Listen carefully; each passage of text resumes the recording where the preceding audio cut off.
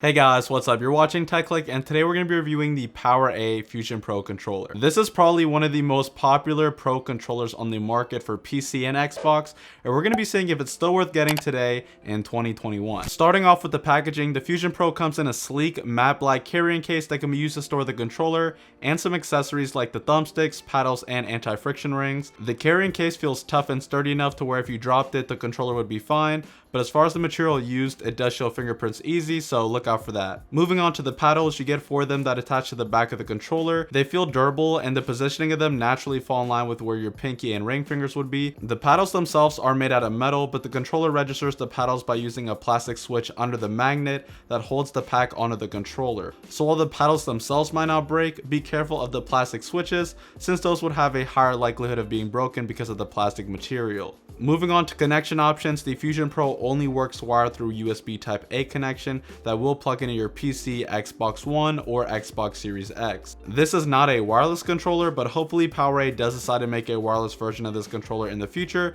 because that would be amazing. The cable is 3 meters or about 10 feet long, and it uses a snap lock to make sure that the cable won't come out of the controller unless you press both the left and right side of the cable on the controller. The cable is braided and it's a bit stiff, so just keep that in mind. Checking out the responsiveness, the Fusion Pro felt snappy and just as good as any other pro controllers that I've used, like the Elite Series V2. Looking at the trigger stops, they come with 3 levels of adjustability. You get a short, medium, and long press option, and the short press option cuts the length of the trip by about half. The trigger stops themselves are really good at making sure that even if you exert extra pressure, they don't go too much deeper into the trigger. The trigger stops themselves on the Fusion Pro are some of the best I've used on any pro controller, especially for the price. As for durability, I'm gonna be real with you guys. Between reviews I've read on Amazon, watching other people's YouTube reviews, my own personal experiences, and even my friend's personal experience with the controller, there are a ton of different opinions on the durability of the Fusion Pro. And while I do take other people's opinions and reviews into account when it comes to looking at products, I can only speak from my own personal experience and what I've experienced with a particular product that I'm reviewing. So overall, the controller does seem very durable, and the only thing that I would have an issue with is the plastic switch that the paddles are hitting under the controller pack.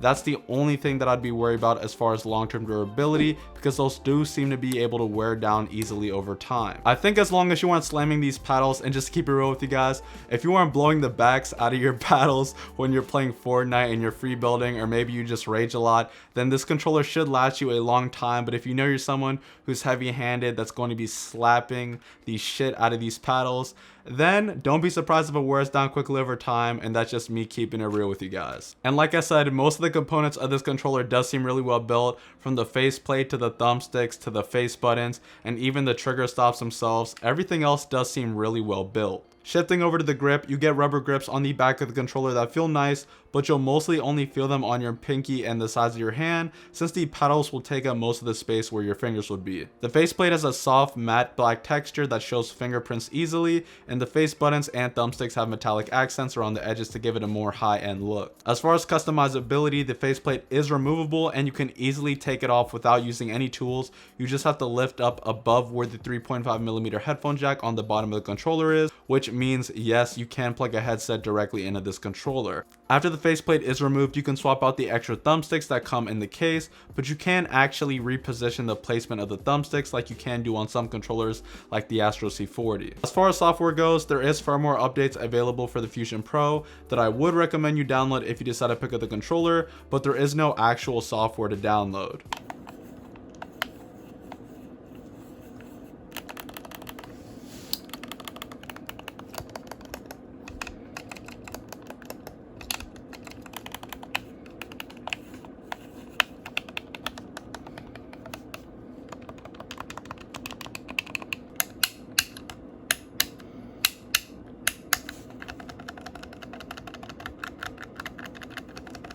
So, do I recommend this controller? As of right now, the Powera Fusion Pro is only $60 on Amazon, which is MSRP for a regular controller with no extra functionality, which makes this an easy recommend for me. Even when this controller isn't on sale, at $80, considering the amount of customization and functionality you get at this price point, I think it's still worth getting. Like I said before, my main issue with this controller is going to be long-term durability, and that's heavily going to depend on your use case. But if you know you're someone who's heavy-handed that's going to be hitting this controller pretty hard, don't be surprised if it breaks on you in a couple of months. And to be honest with you guys, I haven't found any pro controllers that haven't had any issues in under a year of use. Most pro controllers that I've used have had some sort of issue in under a year. And I don't know if that's just because I have bad RNG with controllers or what it is, but most pro controllers that I've used have had some sort of issues. But if you know that going into this and you aren't expecting too much, and like I said, this is one of the cheaper options, and you know that and you're fine with it, then I would consider getting this controller, and I think it is a great deal. So you can literally get 3 Powera Fusion Pros for the same price as an Elite Series V2 or even less than Astro C40.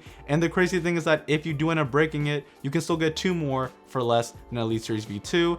And if you break it within the return period, you can get another one without having to spend any more money, because Amazon has pretty good return policies for some of their tech products. And really the only other thing that I want from this controller that other pro controllers have that this doesn't is obviously that wireless capability. So if Powera can make a version 2 or an upgraded version of this controller with wireless, that's going to put this controller on top for me. Like always, if you want to buy any of these controllers, I will have links to them down below in the description. This controller, the Powera Fusion Pro, and other pro controllers that I talked about in this video. If you enjoyed the video, if you wouldn't mind hitting that like button, since it really does help with the channel. And if you're new here, I make all types of content on gaming tech, so if you're interested in this type of content, consider checking out the channel and subscribing. Like always, you guys are awesome. Thanks for watching, and I'll see you guys in the next one.